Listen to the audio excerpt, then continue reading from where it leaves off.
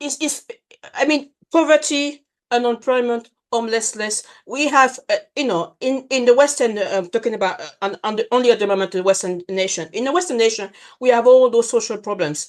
People are fed up. I mean, high standard of living. I mean, for me, when I go shopping now, it's double the amount of money that I pay for just food.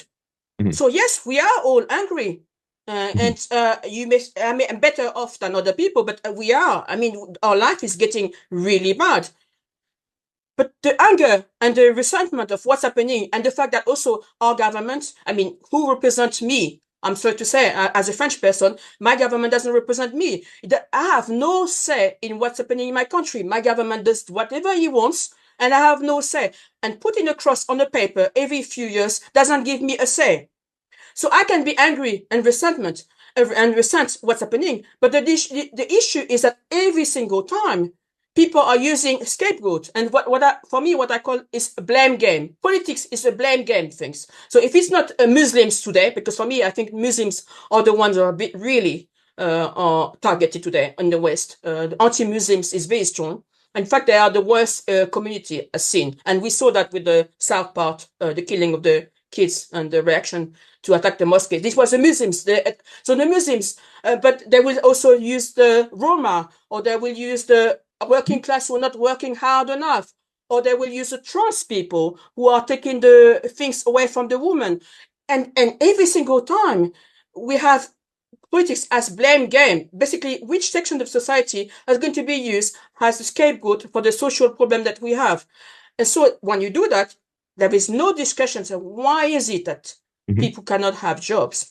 Why is it that the infrastructures are so bad? Why is it that people have to wait months to be able to see a doctor? That is not discussed. We go and blame the immigrants. And the discussions on the immigrants is always one of the things in England they always are complaining is that we cannot talk about immigration because we are being called racist. This is the opposite. The discussions on immigration is one of the most common discussions in all Western countries. It's always on the news. The boat people, the war in America, the Mediterranean, immigration is always talk. So when people say we don't talk about immigration, this is a lie, a complete lie. Because what they are saying is that we cannot talk about immigration because we like to discuss immigration on the level of identity.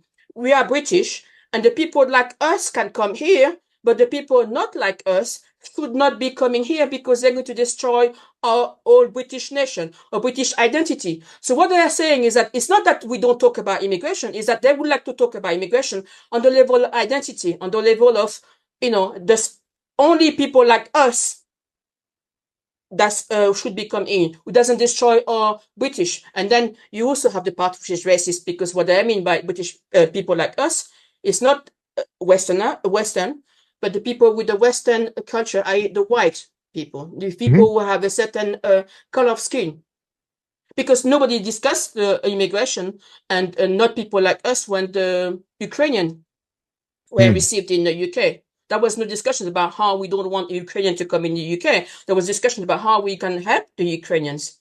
And then when you have the people in Syria and other countries who have a war and they would like to come here, or Palestinians, no, because we don't want people like that because they're going to destroy the British culture. So there is a lot of things in there, but the discussion of immigration is always there. The problems with the in the UK is when they're talking about multiculturalism.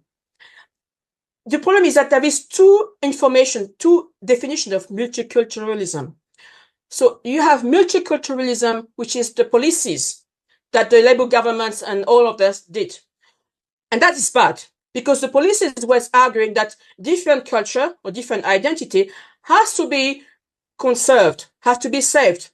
So they organized for a different community to be basically separated and live parallel life. That is bad because there is a notion that somehow somebody who is from Muslim, I don't know, Syrian Muslim cannot live with a British Christian because they are from different culture.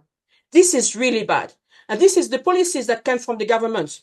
So that, I definitely challenge that. Multiculturalism policies that the government are introduced creates uh, communities live parallel life, and you create a horrible place to live. But the multiculturalism that right-wing people are challenging is the idea of diversity. This idea that somehow me as a French person, Afro-Caribbean background, and my husband as a German white person, if we live in the same country, we're not going to be living together very well because we are different. What is the difference? It's highlighted. It's the fact that I have a wrong skin color or a wrong culture. And that's what's the problem is, that you have the policies that you can challenge, the policies that the government challenge, we need to challenge, because this is very bad policies. And in fact, the policies is based on the same notion than the people are challenging diversity, because they are saying that people from different parts of the world cannot live together. And that is not true. We know that it's not true. I mean, immigration, people have been moving around the world for a long time. So you have multiculturalism as the policies, and then multiculturalism as diversity, as a fact of life, because Britain, France, America, Germany, all those nations have been made and it's been created by lots of different people coming together.